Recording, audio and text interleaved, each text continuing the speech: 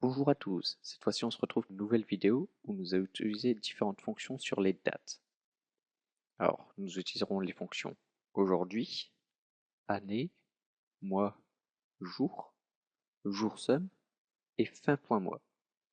Aujourd'hui permettra de retourner la date actuelle, année permettra de retourner l'année d'une date, le mois retournera le mois d'une date et le jour d'une date. Le jour somme retournera le type de jour, donc 1 représentera dimanche et le 7 le samedi. Donc le 2 sera le lundi, le 3 le mardi, etc. Et fin.mois permettra de retourner une date d'échéance avec le nombre de mois en paramètres. Donc nous allons commencer tout de suite. J'ai mon tableau ici avec mes différentes données. Donc les noms qui ne changeront pas, les dates de naissance et les dates. Donc nous allons commencer par la date courante.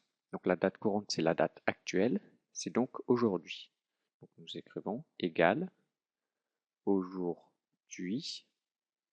On ouvre la parenthèse, on la referme. Cette fonction ne prend aucun paramètre. On appuie sur Entrée et nous avons la date actuelle. On utilise la recopie automatique pour les différentes personnes. Voilà. Ensuite, la date de naissance, on voudrait l'afficher en clair. Donc pour cela, nous allons écrire égal. On choisit notre date, on appuie sur Entrée. On obtient ainsi exactement la même date. On utilise notre copie automatique, cela récupère les dates de la colonne précédente, et on s'aperçoit que ceci est un entier. Et pourtant, quand je l'ai recopié ici, il se met bien comme une date. Et pourquoi? Eh bien tout simplement parce que la date, elle est stockée sous forme d'un numéro de série, donc c'est le nombre de jours entre le 1er janvier 1900 et la date saisie. Donc elle est stockée sous forme d'un entier. Donc si on fait la différence entre deux dates, c'est-à-dire entre deux entiers, on obtiendra le nombre de jours entre ces deux dates, que nous verrons donc après. Donc ici, nous avons récupéré nos dates, nous allons les mettre en forme, en appliquant un format. Pour cela, je sélectionne mes dates, je vais dans la boîte Nombre, et ici, je clique sur la petite flèche pour obtenir date longue. On voit ici samedi 9 novembre 1995. J'appuie, j'obtiens ainsi la date en clair. Ensuite, l'âge en jours. Eh bien, l'âge en jours, c'est quoi? C'est la différence entre la date actuelle et la date de naissance, puisque la date n'est qu'un format. En vrai, c'est un entier. Donc, en soustrayant ces deux dates, on obtiendra un entier qui, lui, correspondra à l'âge en jours. Pour cela, on écrit égal, donc une date actuelle, cette cellule-là, moins la date de naissance. On appuie sur Entrée et on obtient donc l'âge en jours pour la première personne appelée Dupont. On utilise notre copie automatique, et voici. Ensuite, l'année de naissance. Pour cela, nous allons utiliser la fonction année. On écrit égal, année, on ouvre la parenthèse et on voit numéro de série. Bien, le numéro de série, c'est la date qui est stockée sous forme d'un entier, je vous le rappelle.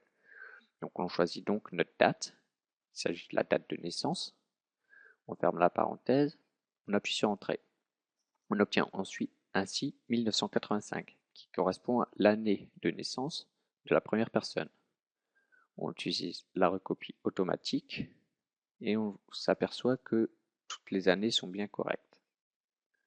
Et que la dernière, 1985, donc l'année, correspond en fait à la date de naissance, celle-ci, 31 205, qui est donc l'entier stocké.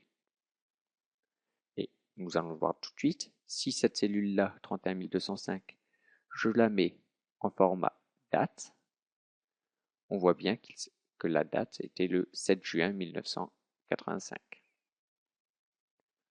Ensuite, le rang du mois de naissance. C'est quoi? C'est nous allons utiliser la fonction mois. Donc, égale mois. Cela nous permettra de retourner le mois de naissance. Donc, on voit en paramètres le numéro de série. Donc, pour cela, on sélectionne notre date. On ferme la parenthèse, on appuie sur Entrée. Le rang du mois de naissance de la première personne est donc 11, comme nous le pouvons voir sur la date. Recopie automatique, et voici. Ensuite, le rang du jour de naissance. Alors, c'est quoi? Eh bien, pour cela, nous allons utiliser la fonction jour. Donc, égale jour, on ouvre la parenthèse, toujours notre numéro de série, ferme la parenthèse, entrée. Permet d'obtenir donc le jour de naissance. Il s'agit du 9. Recopie automatique pour les personnes. Puis nous passons à la fonction suivante, le type de jour. Donc en sachant bien que le 1 est un dimanche et le 7 un samedi. Donc pour cela, nous allons utiliser la fonction jour_sum ici. Donc égale jour_sum entre parenthèses et on voit en premier paramètre, il nous faut le numéro de série. Donc il s'agit de notre date. Puis soit vous fermez la parenthèse tout de suite, et dans ce cas-là par défaut, le 1 est le dimanche, le 7 le samedi, ou soit l'on met un point virgule, et l'on obtient le type de retour, que vous pouvez choisir si vous en souhaitez un autre. Moi, je ne vais pas le choisir, je vais le laisser par défaut. Donc je fais Entrée. Je vois un 7. J'ai dit précédemment que le 7 correspondait au samedi. Si on regarde bien dans notre date de naissance en clair, on voit bien qu'il s'agit du samedi.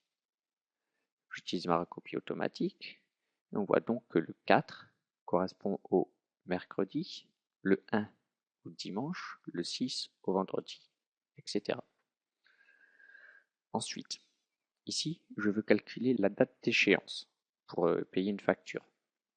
Donc là, j'ai ma facture du 17 avril 2012 et celle du 16 mars 2012. Je voudrais donc ma date d'échéance qui est dans 60 jours net. Pour cela, je vais simplement mettre égal, récupérer ma date qui est normalement un entier. Je vais lui ajouter ce que je veux, donc 60. Cela donnera un entier. Je fais Entrée. Je vais vous le mettre tout de suite, standard. Voilà, cela me retourne donc 60 plus l'entier du 17 avril 2012. Si je le mets en format date, je vois qu'il s'agit du 16 juin 2012. Nous allons le mettre dans un autre format qui n'est pas représenté ici. Donc je vais cliquer sur Autre format numérique. Une boîte s'ouvre, puis je vais choisir le même format que les dates ici.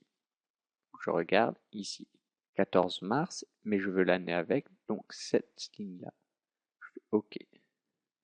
16 juin 2012.